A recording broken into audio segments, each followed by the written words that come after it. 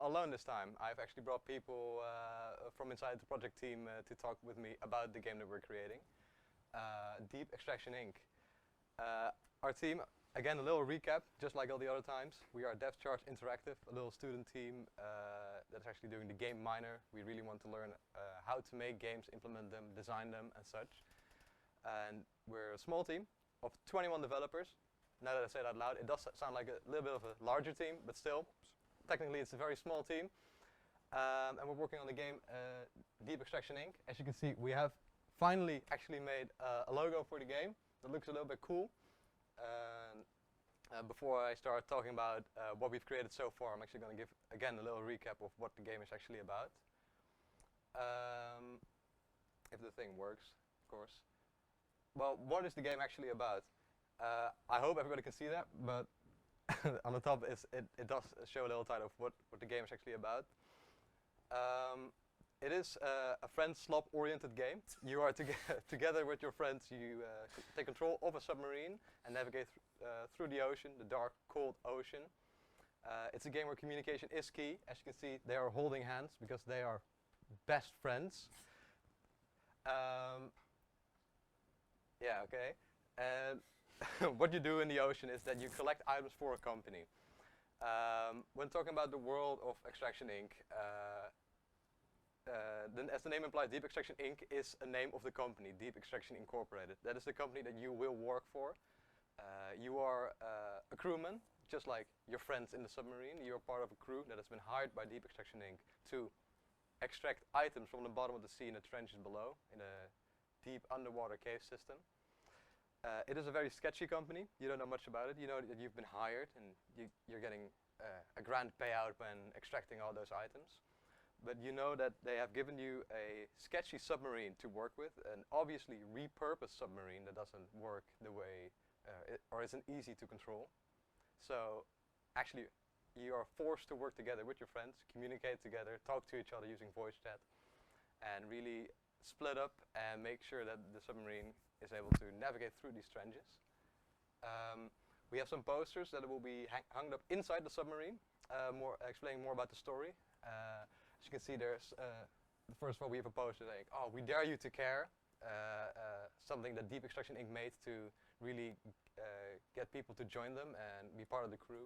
And you can see some older posters of a very strong, independent man, very bald as well, of PGX3. In the story, PGX3 is a medicine that's been made by another company, and it does tie in with Deep Extraction Inc.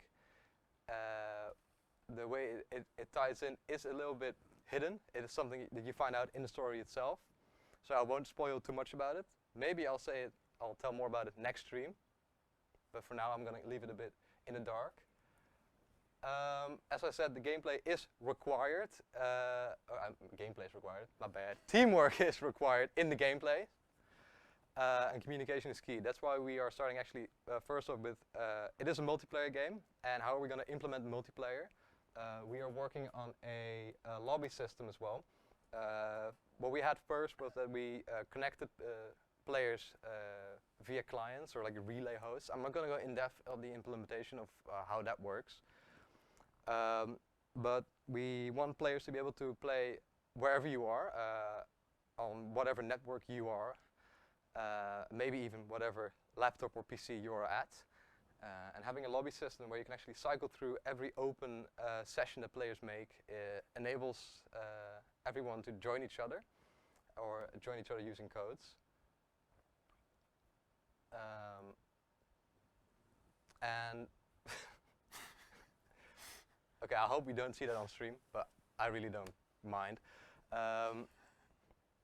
To hone in on the fun part of the game, because we wanted the game to feel very scary and dark and a little bit dangerous, but we wanted the gameplay to feel fun and intuitive and a bit silly as well. So before I actually show a live demo of how it looks so far, I really want to show what we have made or what we are working on and the process of working on that stuff.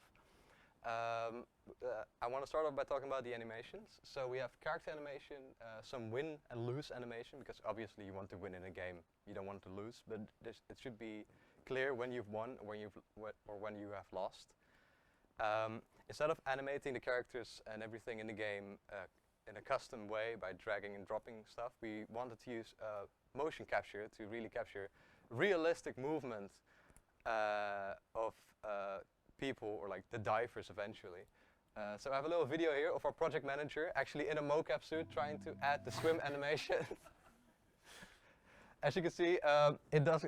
The most fun part is not only him falling down, which is very funny in itself, but it's also that you can actually see that the animation playing or like rendering in a way. And using that, we made some walking animations as well. We have not yet implemented those, so I'm very scared to show them. So right now in the demo, you will see people with no animations, but I think it's still very fun to show what we're working on. On the other side, we have cutscenes that we're working on. We made a win animation for when you've won the game. It's very silent. It's like a silent movie.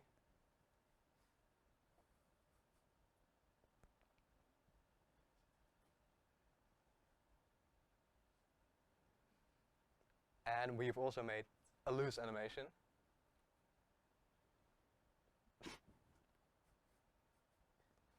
I think the people inside the submarine are dead. I am not sure, but I think yes.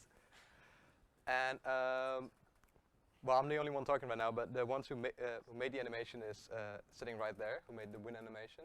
Can you tell something about the choices that you made, or like the idea you wanted to convey when making the win animation?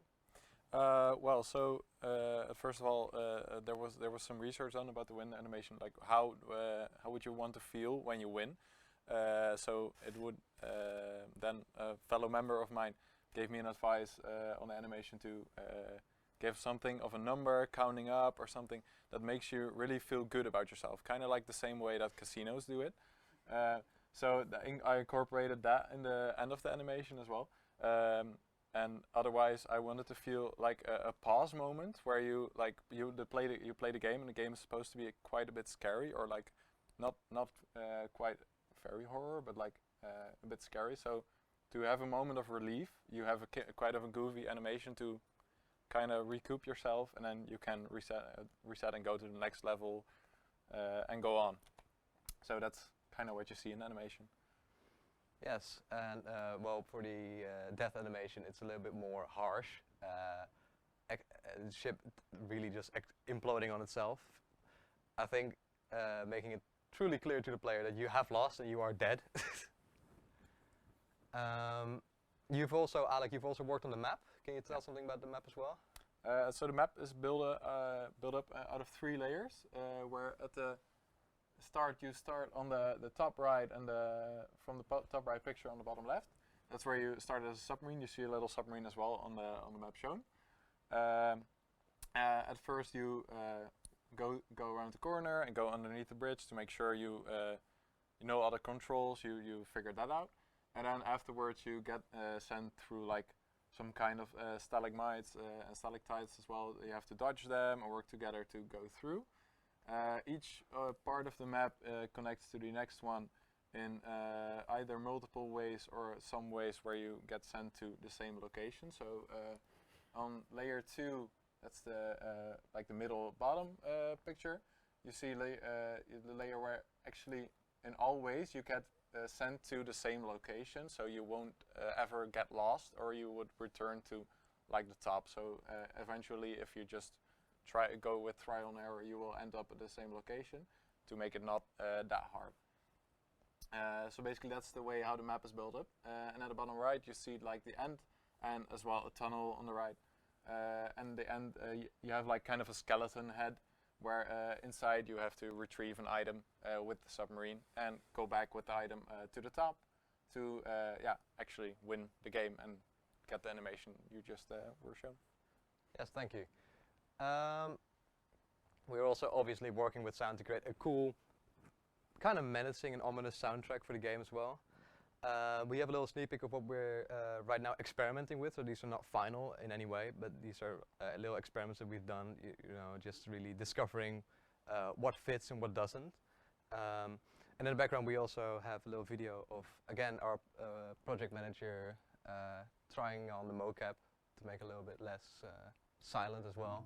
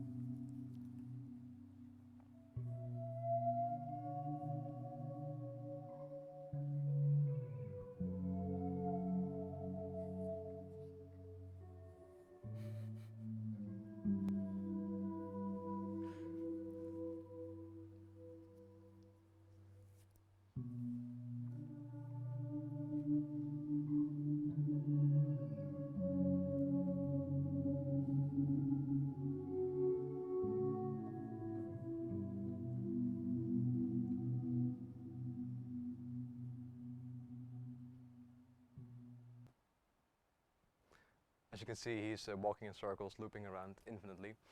But as you can also hear, it's a very odd soundtrack, really honing in on the feeling that you don't know where you are. It's a bit,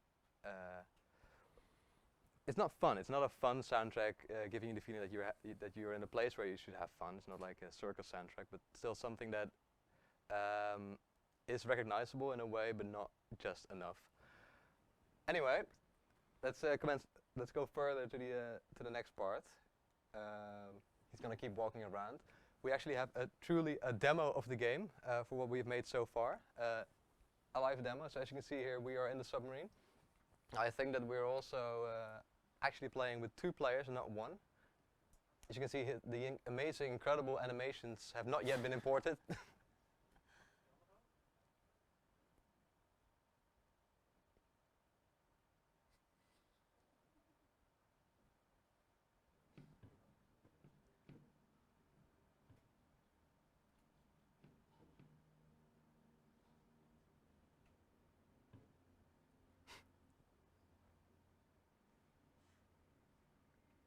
As you can see in front of you, you're in the control station. In front of you have a big camera actually showing where you are going.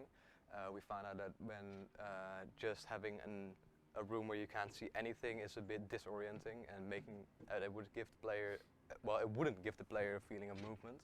So, while communication did become more of a factor then, it also made it genuinely annoying to move around, and actually hard to the point that it's not fun anymore. And we still want the game to feel fun and hard, but in a way that it is hard to control and not hard to play.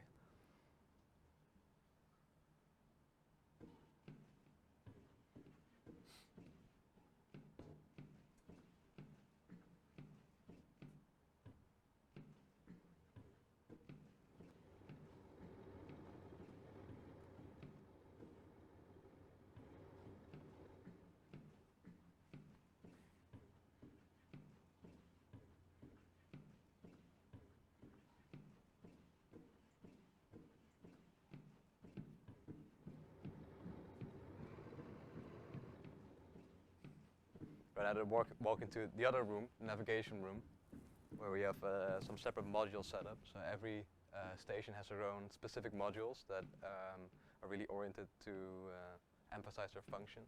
Right here we have a hologram that shows the real-time placement of the submarine inside the level, where if it is close to a wall, it will show red dots, and when it's further away, it will show no dots or green.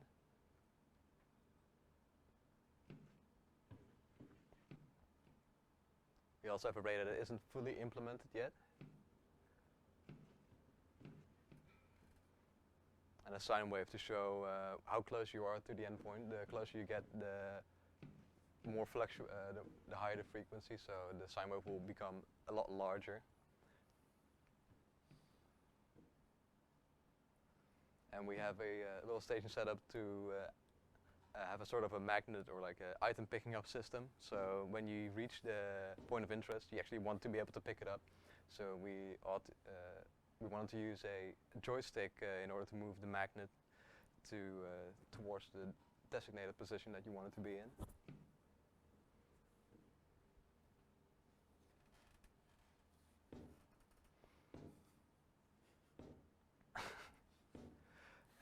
Well, I think that it is easy to just implement stuff, but it's hard to make sure that they are actually synced over the network and make actually work together with the other players. So you can see the same thing. We have Shores, the team leader programming. Can you tell something about how we are implementing features right now and making sure that they are synced to every other player? Yes. So right now we are using Unity's Fishnet networking framework, and what we figured out is when you start working on a game that's networking, you're gonna have like a way harder time than when you're just working on a single player game. That's for like even the most basic stuff, like pulling a lever or pressing a button or just moving the submarine somewhere. Like if you don't have it set up right, then when you're testing it on your own, it works. But when you're doing it with multiple people, later out you can find out, oh yeah, there are some issues in that. And then you have to go back to the drawing table to fix it. And we have discovered ways to improve this. So for example, to use have one person be able to play as two persons at the same time. Stuff like that has really increased our productivity. But still, we are finding out new ways that we can totally screw things up. But I think that we have learned a lot about multiplayer, and that now we're like way more productive than in the start. What would be then, I think, the biggest struggle that we're having right now with multiplayer?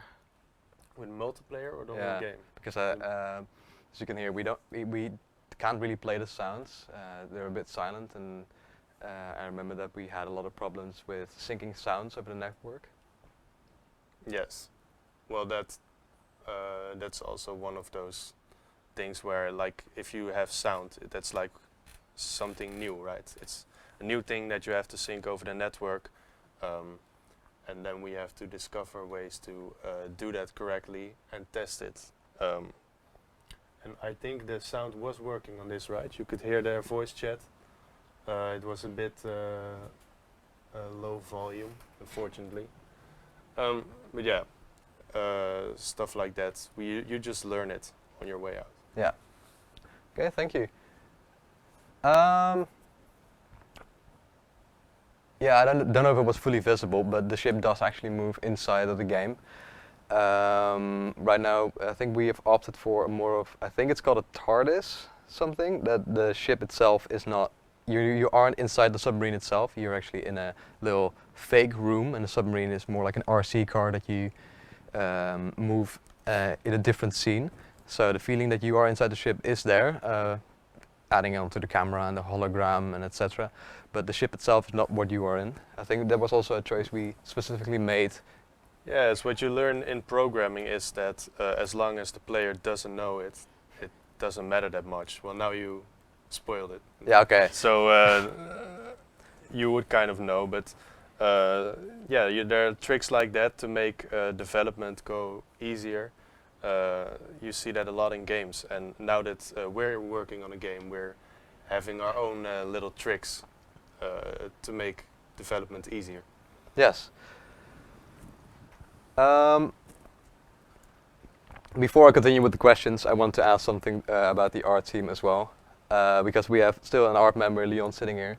I think last time we had a lot of people in the chat as well asking a lot of questions to Leon.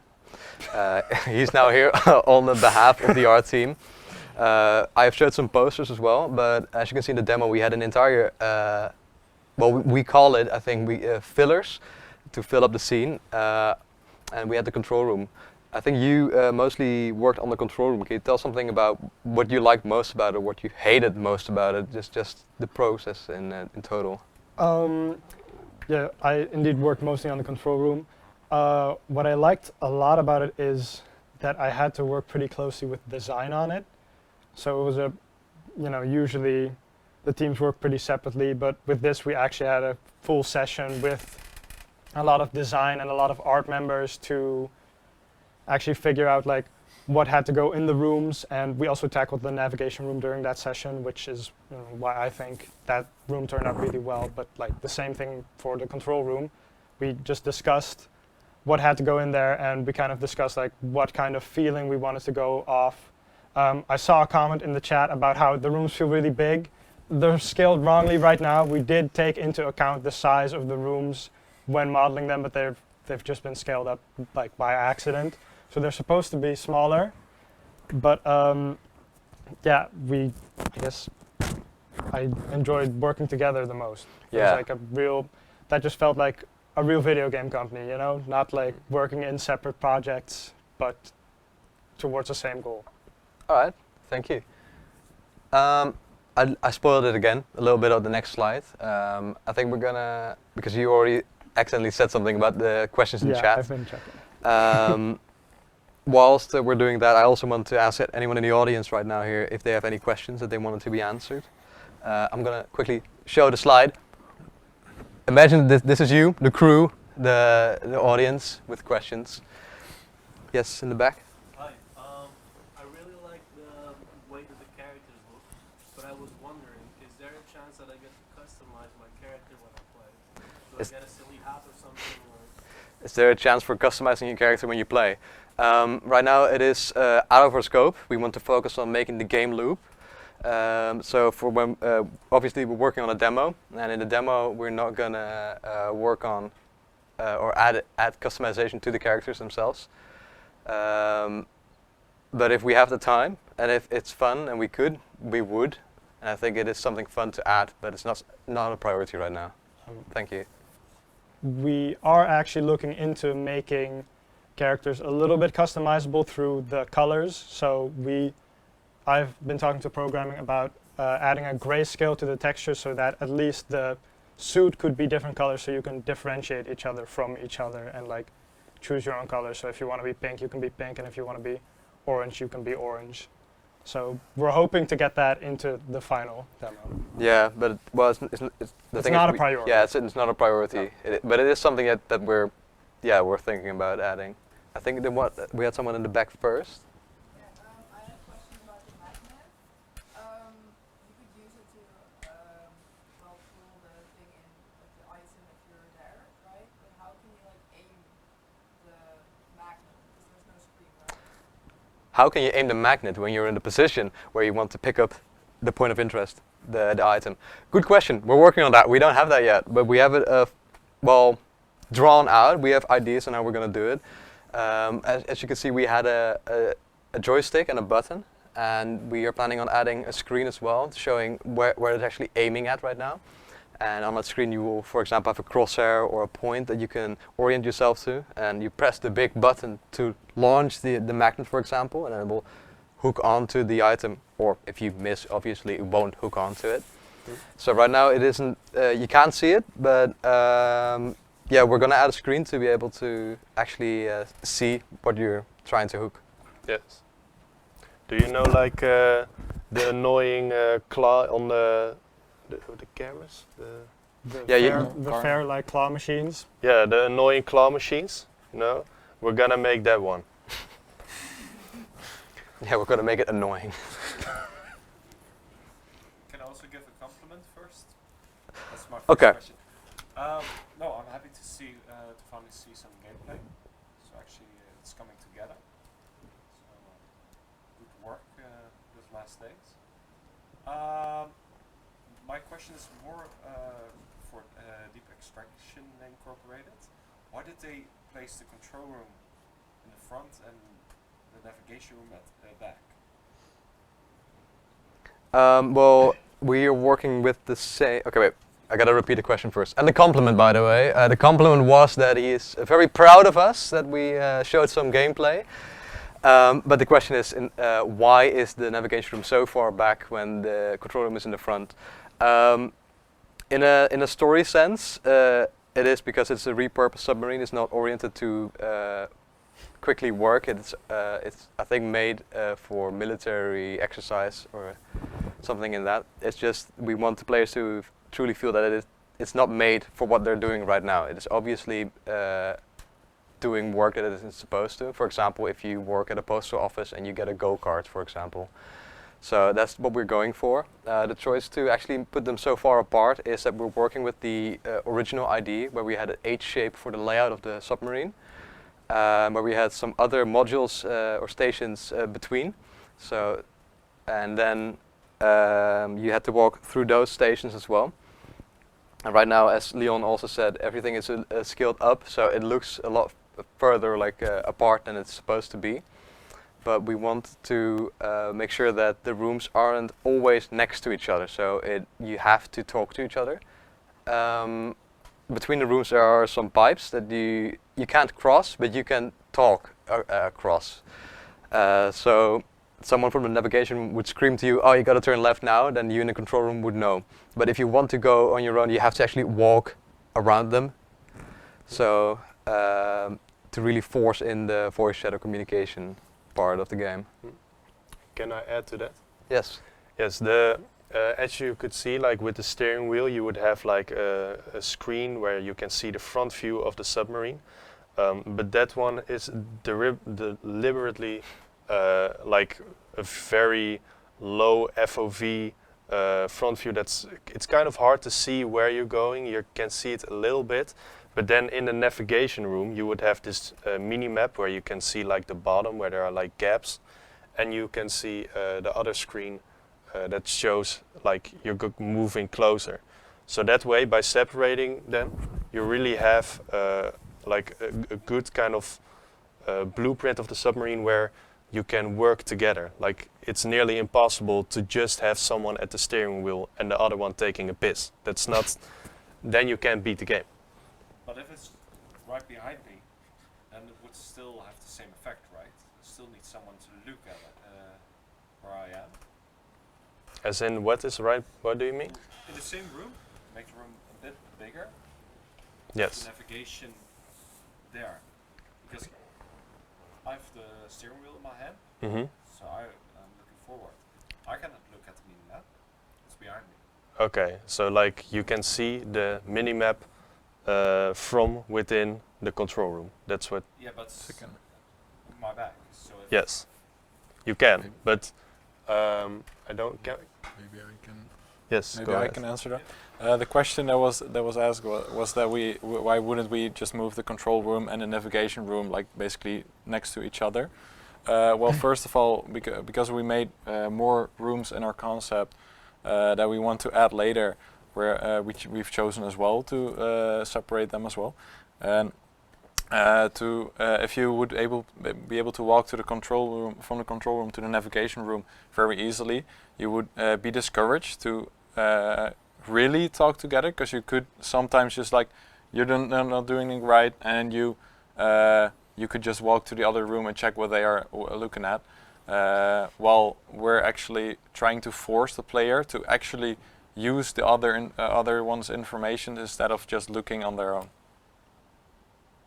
If that answers your question. I think you should reconsider this, but Yes. it's just my opinion. Yeah. Yeah, I want to kind of add on to it because I kind of support the point he's making as well, because what the kind of inside of the ship made me feel like is it's really big. Yes. Whereas with a submarine, when you see the model, it's kind of small. So when you said you were kind of, you accidentally already told us that the player's not actually in the ship that you're moving, Mm-hmm. I was like, well, what I'm seeing in the ship doesn't fit into the model that I see that you're moving around. Yes. And it's like a really long walk as well, so I thought maybe there's some reasoning for why there's such a big space on the inside. Well, there might be like adding stuff added into the submarine, right? First of all, like the question was basically like that the submarine looks small from the outside and like from the map, and then in the inside it's really big and such, so you have to walk everywhere. I would like to say like the map you were shown is very big regarding to the to the submarine. So the submarine looks small on the map. The submarine isn't small regarding to the player. So basically the map was just really big, and that's why you You got the impression that it's small, but it isn't really small, Yes, in fact. it's good feedback. And yeah, we'll play test with it more. Yeah, I think Yes, you that's would the get most more the feeling of working together in a Yes, small room, and everyone has their own thing to do. yes. Okay. Thank you. Hi, it's me again. You've shown some very interesting mechanics that you've put a lot of love and effort into, but I'm really excited to see what we can expect to use those for. So what challenges can I expect to use these mechanics for? And I was also missing a sense of urgency to, use any of these mechanics. What can I expect? Question is then what are you going to use the mechanics that are inside the ship for right now, and where is the urgency in using those mechanics? Right now we are just working on making sure that you can actually control the ship and you can go from point A to B to collect the item. The urgency right now is that we don't really, at this moment, we don't have in the demo a win or lose state. We're figuring it out and how to create that. We're planning on maybe adding a little bit of a timer, or even that the amount of time you've crashed into a wall, that you'll then enter into the fail state or the losing state. But most of the mechanics that you have seen right now are fully oriented on navigating the ship and making sure that you actually are able to go through the cave systems. And well, as I said before, the claw system, magnet system, the item picking up system is also something that's gonna come in the future that we don't have right now. And there will be urgency in that as well by adding, for example, that you can't use it for more than 3 times, or will break because it is a repurposed submarine, and maybe the company added it onto the submarine as a last-ditch effort to just make it work. Maybe. For in the scope that we have, will there be enemies? In the scope right now, we are not thinking about adding enemies yet.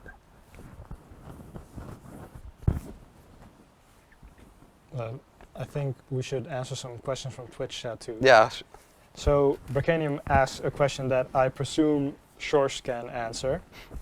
Are the controls hard-coded or grabbed from the input systems if you remap them? Or are you using a controller?